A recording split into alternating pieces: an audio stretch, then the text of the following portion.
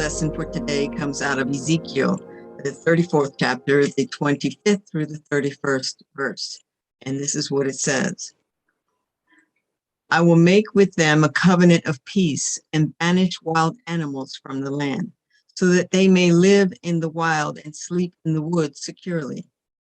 I will make them and the region around my hill a blessing, and I will send down showers in their season. They shall be showers of blessing. The trees of the field shall yield their fruit, and the earth shall yield its increase. They shall be secure on their soil, and they shall know that I am the Lord when I break the bars of their yoke and save them from the hands of those who enslave them. They shall no more be plunder for the nations, nor shall the animals of the land devour them. They shall live in safety, and no one shall make them afraid. I will provide for them splendid vegetation so that they shall no more be consumed with hunger in the land, and no longer suffer the insults of the nations. They shall know that I, the Lord their God, am with them, and that they, the house of Israel, are my people, says the Lord God. You are my sheep, the sheep of my pasture, and I am your God, says the Lord God.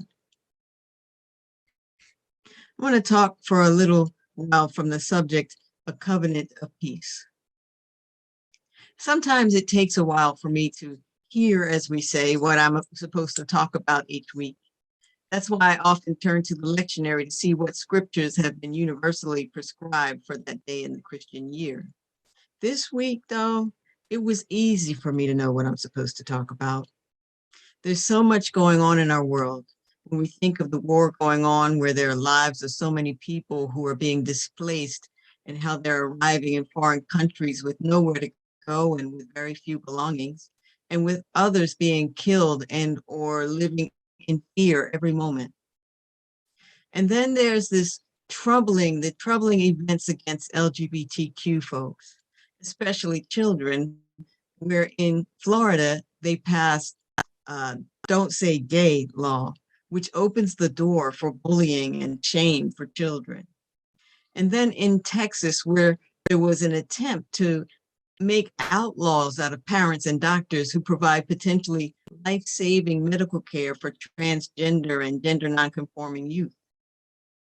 And then there's the fact that this is March, Women's History Month, and that even in 2022, women still have not achieved full equality.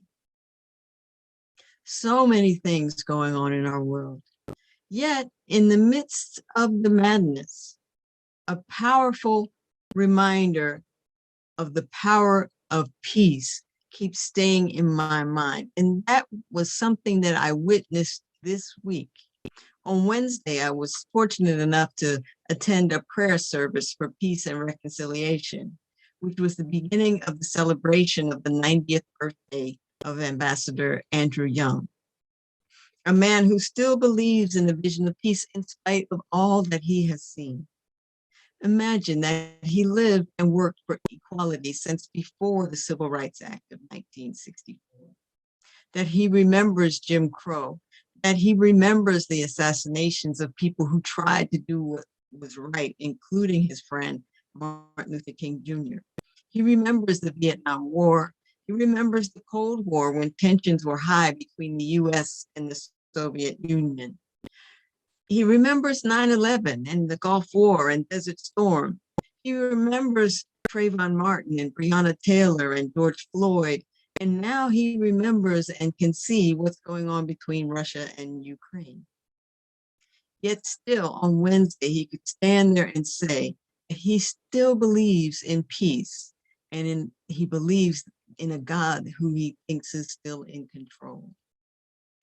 I'm reminded that we will never have peace if we stop believing that peace is possible. That's what led to this reading of this text for today.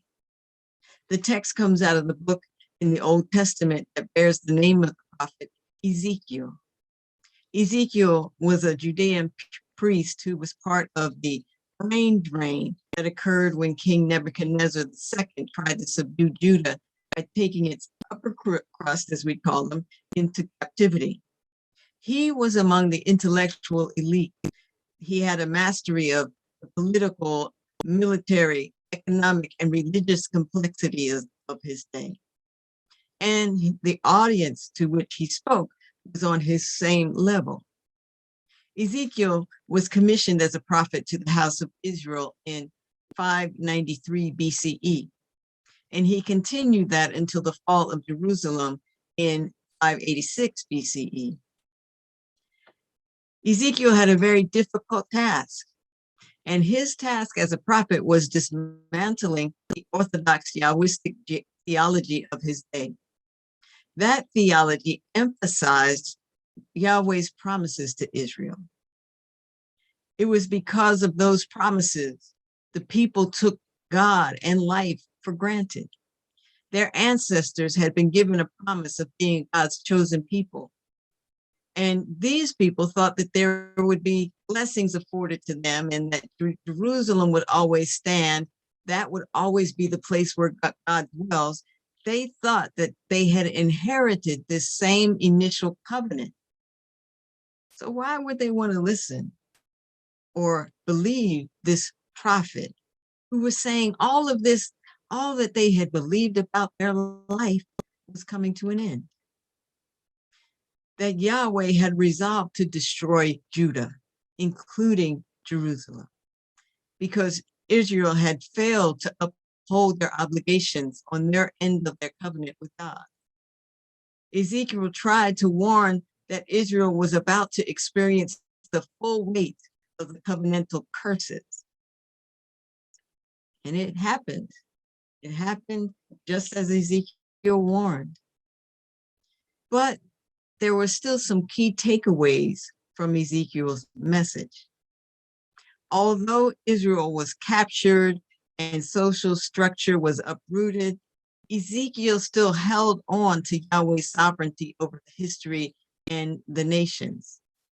In Ezekiel's view, even the destruction of Judah was part of God's plan. It was about undoing of Judah, not the undoing of God. In fact, as our text says, God made a whole new covenant, a covenant of peace. But you know, the covenant of peace was not original to Ezekiel. It comes from ancient Near East mythology about a time when divine human hostility ended.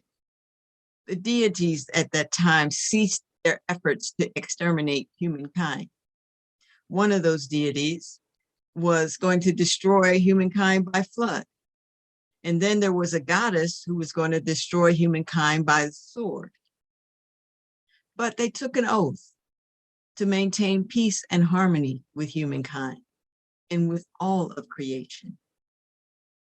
Ezekiel, as well as Hosea, Isaiah, and Zechariah, all adopted this covenant of peace motif, which had developed over the centuries. But they did something different. They twisted it around and projected it into the future. Ezekiel's message changed after the destruction of all that made Israel believe about their chosenness, that made them think that nothing was going to happen to them. But his story changed after all of the destruction, and it changed to the point that God was about to do and was in the process of doing something new. But notice, and this is kind of funny in a way to me, that with this new covenant, there's no commitment required of the people of Israel. Why? Because they had already proven that they couldn't keep it. And they couldn't make God look bad by going through this whole thing again of destruction. So this new covenant, only God made the promises, not people. They didn't have to swear to anything. God made the promise of shalom. Shalom is what God's promises in this new covenant, with shalom being the substance of the biblical vision of having one community that embraced all and included all of creation. In his book, Peace, Walter Brueggemann expresses this all-encompassing understanding of shalom. He said, if there is to be well-being, it will not just be for isolated, insulated individuals. It is rather security and prosperity granted to the whole community, young and old, rich and poor, powerful and dependent. Always, we are all in this together. Together we stand before God's blessings, and together we receive the gift of life, if we receive it at all. Shalom comes only to the inclusive, embracing community that excludes no one. When we look at our world over the past few years, we see a lot of pain and a lot of loss and a lot of fear. But we also see a lot of good in people. We saw people of all races and ages and ethnicities come together to raise their voices and tire out their feet for racial justice. We saw caring people wear masks, even though masks are sometimes uncomfortable. We saw people vote to try to achieve a more inclusive and hopeful type of politics. And now, even though there's a useless war going on, there are also nations and individuals coming together. Just this morning, I was watching something, I think it was Good Morning America, and they told a quick story about how women were taking strollers to the border, so that when women were coming across the border out of Ukraine, carrying their children, they would, on the other side of the border, be met with strollers that they could use to push their babies along instead of having to carry them so much. Peace and love are still here. And the same God that made a covenant with a defeated nation of people long ago is still very present, still our God of peace and justice. Even though God's covenant of peace did not have any stipulations or obligations for the people of Israel, and by extension for us, it does not mean that we can be complacent like the people of Israel became prior to the covenant of peace. Because if we look at the covenant of peace, we see that it uses language like I will and I shall, or God will do.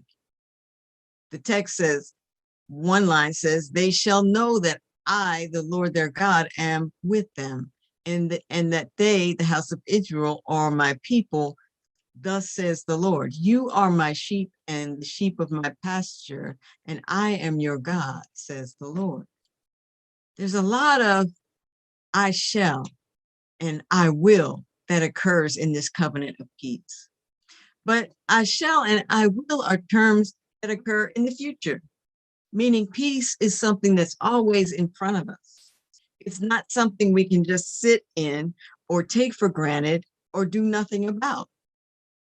And in it, God is with us, which also reminds us that we are made in the image of God. And those of us who are made in the image of God are contributing to what God is doing every moment for peace.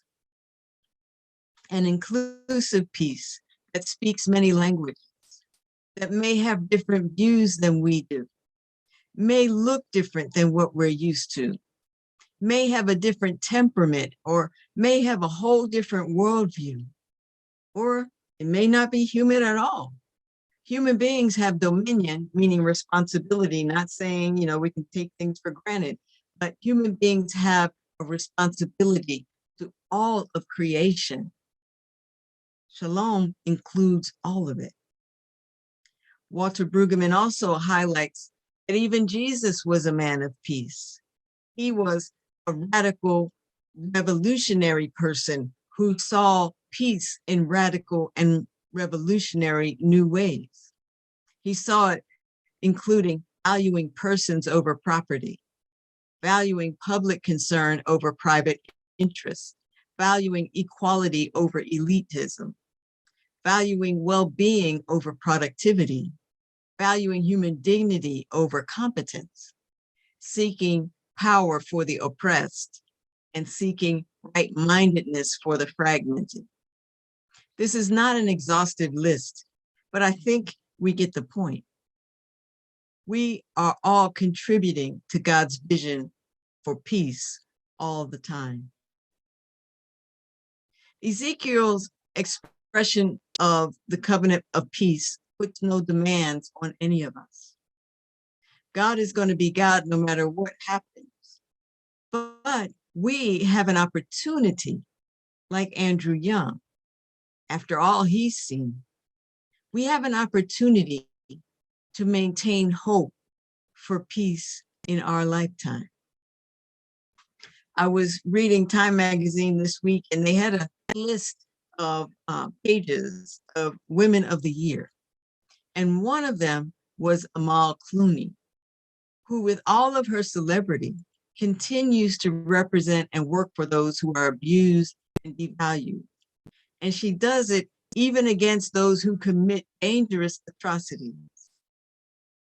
When she was asked why she continues to do it, she said, "You have to have dogged determination, and you can't let go because the stakes are too high.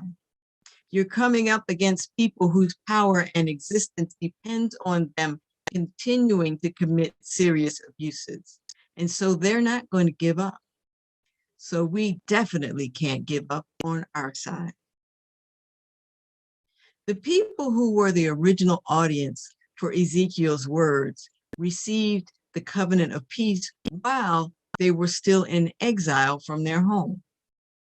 But they believed God, and they saw a vision of peace when peace was not yet physically evident in front of them. But they continued to live towards that peace, and they worked towards that peace, and they loved towards that peace. They were not stagnant. They maintained and believed a vision of shalom. And we have to do the same. Maintain that vision, if not for ourselves, but to maintain the vision for the next generation. That's another thing that Amal Clooney said about when she was asked about her twins and how they have changed her.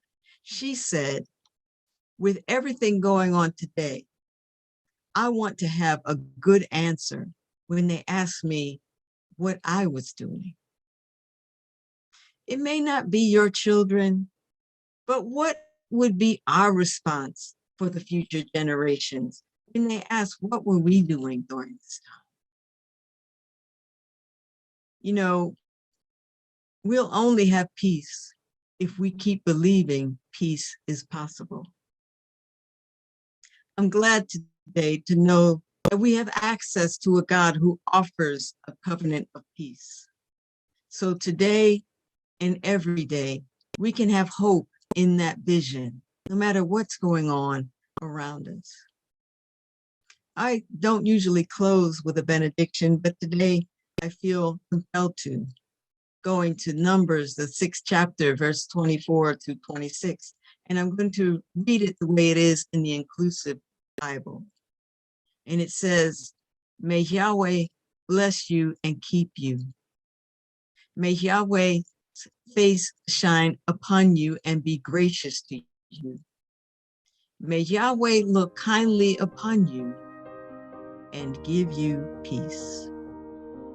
Thank you for listening.